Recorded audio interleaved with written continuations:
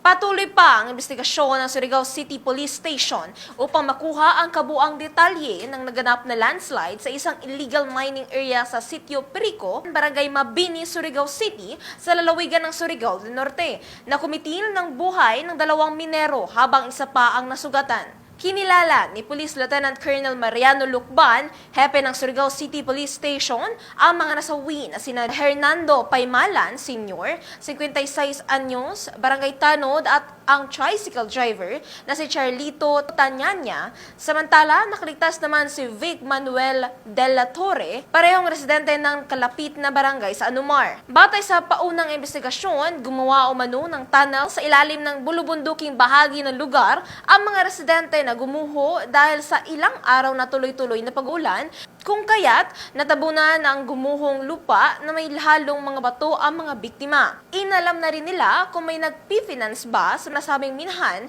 upang kanilang mapanagot dahil sa insidente. Nagkaroon ng landslide, di man siguro na expected na magkaganon. Nung nagkaroon ng sudden na ng collapse doon sa soil. Kaya yung lupa po sir is mix ng lupa sa mga bato. Yung area. So bali allegedly naipit yung paa ng dalawa hanggang natabunan sila.